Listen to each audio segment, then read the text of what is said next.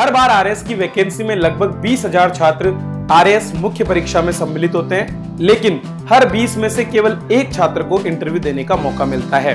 800 number की RAS मुख्य परीक्षा में लगभग 120 नंबर का जो कोर्स है वो एक ही सब्जेक्ट से कवर होता है और वो है हिंदी।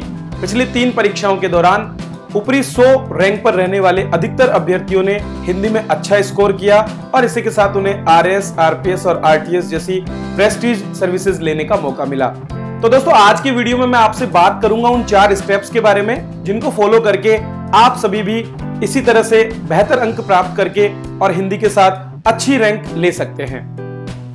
नमस्कार दोस्तों, मैं हूं घनश्याम शर्मा। मैंने 3 बार आरएएस प्रीलिम्स क्लियर किया है।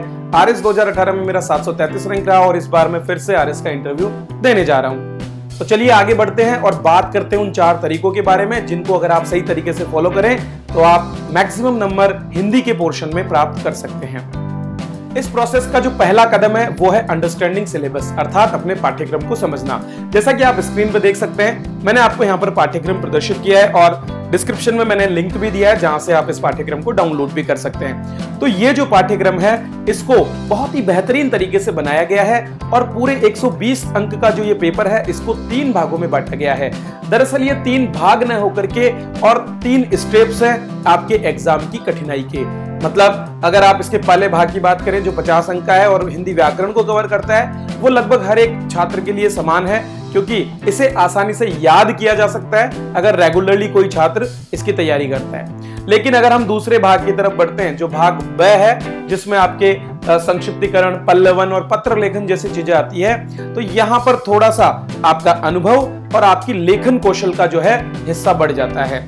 और अगर आप भाग स की तरफ चले जाएं जिसमें किसी भी समसामयिक या अन्य विषय पर 20 अंक का निबंध पूछा जाता है, तो यहां पर फिर आपकी लेखन कौशल के साथ साथ आपकी सोचने समझने की शक्ति जो है वो भी काम आती है।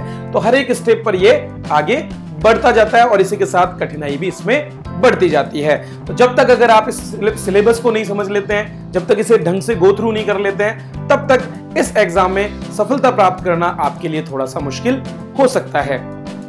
दोस्तों, सिलेबस को जानने के बाद जो दूसरा सबसे महत्वपूर्ण कदम है वो है अपने लिए विषय वस्तु या स्टडी मटेरियल का चयन करना। अच्छे स्टडी मटेरियल के साथ ही आपका लेखन अच्छा हो पाएगा और हिंदी विषय में तो नंबर भी इसी चीज के मिलते हैं।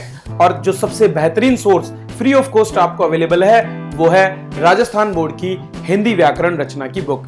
लेकिन थोड़ा सावधान हो जाइए क्योंकि यहाँ पर आपके पास 2 बुक्स अवेलेबल है। एक बुक है जो कि वर्ष 2013 में प्रकाशित हुई थी जिसका नाम है नवीन हिंदी व्याकरण एवं रचना। इन दोनों बुक्स के लिंक मैंने आपको डिस्क्रिप्शन में दिए, इसलिए आप चिंता न करके उसे बाद में डाउनलोड कर सकते हैं। अभी फिलहाल ये समझ लीजिए कि इनका महत्व क्या है। अगर मैं पहली किताब की बात करूं तो वर्ष 2016 में पूछे गए प्रश्नों में से लगभग 60% क्वेश्चन डायरेक्टली इस किताब में से पूछे गए थे। यहां तक कि आपके जो भाव पल्लवन है उसमें करत करत अभ्यास से जड़मत होत सुजान वाला जो भाव पल्लवन है वो भी यहां से सीधा सीधा पूछा गया था। एक पत्र भी यहां से सीधा पूछा गया था। तो इस तरह से आप देख सकते हैं कि इस किताब का कितना अधिक महत्व है। इसी तरह से एक और किताब जो 2019 से आरबीएसई बोर्ड के द्वारा प्रकाशित किया जा रहा है और जो आरबीएसई की वेबसाइट पर भी है, तो वो भी हिंदी व्याकरण एवं रचना प्रबोध के नाम से उपलब्ध है। इन दोनों ही बुक्स की पीडीएफ मैंने आपको लिंक के साथ में प्रोवाइड करवाई है जो आप डिस्क्रिप्शन में जाकर के देख सकते हैं। लेकिन दोस्तों, आपको यह भी ध्यान रखना होगा कि केवल हिंदी जो बुक्स हैं जो कि आरबीएसई के द्वारा रिलीज की जाती हैं उनको पढ़कर ही आपका सारा काम नहीं होने वाला। 50% काम वहां तक हो जाएगा, लेकिन उसके बाद बारी आती है पारंगत होने की, क्योंकि जब आपको 120 में से 90 प्लस स्कोर करना हो जो कि आपको टॉप 100 तक पहुंचा सकता है, तो ऐसे में आपको अतिरिक्त मेहनत की जरूरत पड़ती है। और यह मेहनत करने के जो सबसे बेहतरीन सोर्स हैं, अगर मैं बात हिंदी व्याकरण की करूं तो उसके लिए जो बुक आती है वो है व्यावहारिक सामान्य हिंदी। लगभग हर एक छात्र जो कि आरएएस की तैयारी करता है या फिर राजस्थान के किसी भी ऐसे एग्जाम की जिसमें हिंदी सब्जेक्ट हो, तो वो राघव प्रकाश को जरूर जो है याद करता है। राघव प्रकाश परिष्कार कॉलेज के संस्थापक भी हैं और एक बेहतरीन हिंदी के लेखक हैं। तो इनकी ये किताब एक समग्र रूप से जो है आपकी सभी टॉपिक्स को कवर करती है। ये बुक मेरे पास भी अवेलेबल है, मैं आपको ये दिखा सकता हूँ। बहुत ही अच्छी बुक है, सामान्य हिंदी के नाम से आती है और निश्चित रूप से ये आपको काफी मदद करती है। हालांकि इस किताब को पढ़ना थोड़ा सा कठिन है, लेकिन अगर आप रेगुलरली रोजाना इसको थोड़ा थोड़ा करके पढ़ेंगे तो निश्चित रूप से आप इसमें जो है सफलता हासिल कर सकते हैं और थोड़े ही समय में आपको ये लगने लगेगा कि आप इसमें पारंगत भी हो गए हैं। दोस्तों, इसी तरह से जब हमारी बात आती है निबंध की, तो कई छात्रों को निबंध में 20 में से 5 नंबर मिलते हैं, लेकिन कुछ ऐसे भी होते हैं जो 20 में से 12 और 13 नंबर लेकर के लगभग 7 से 8 नंबर का डिफरेंस क्रिएट कर देते हैं। और आरएस एग्जाम में मात्र 1 नंबर से आप 40 रैंक तक पीछे हो सकते हैं, मतलब 7 नंबर कम लाना आपको 300 रैंक तक पीछे कर सकता है।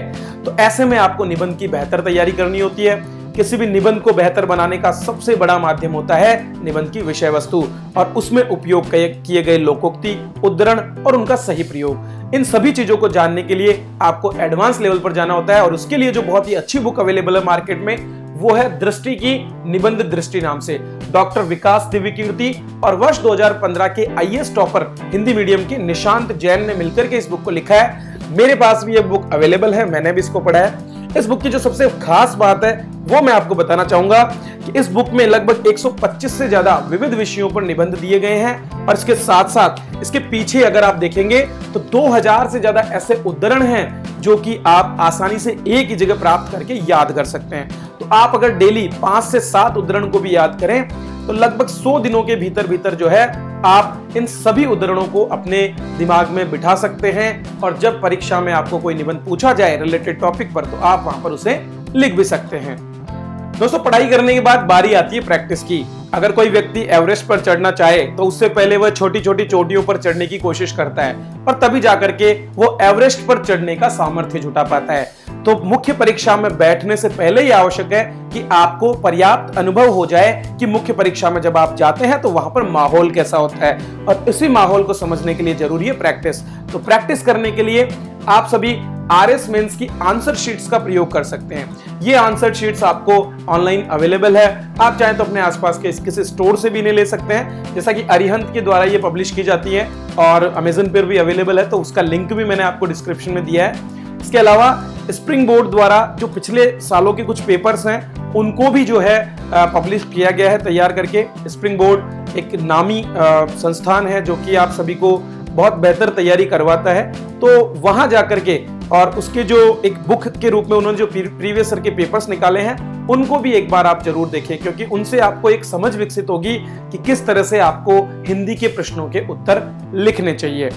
तो अगर ये 4 काम, अपने सिलेबस को समझना, उसके बाद सही विषय वस्तु का चुनाव करना, पारंगत होना और उसके बाद प्रैक्टिस करना, अगर ये 4 काम आप कर लेते हैं तो निश्चित रूप से आप हिंदी में 90 प्लस और 100 प्लस स्कोर करके बाकी छात्रों से एक कदम आगे निकल सकते हैं। तो दोस्तों, ये थी एक छोटी सी जानकारी हिंदी को लेकर के। अगली क्लास में मैं आऊंगा और आप सबसे बात करूंगा और ऐसे विषयों पर। तब तक के लिए आप वीडियो को लाइक करें, शेयर करें, सब्सक्राइब करें हमारे चैनल को और बने रहे इसी तरह। वीडियो देखने के लिए आप सभी का बहुत बहुत धन्यवाद।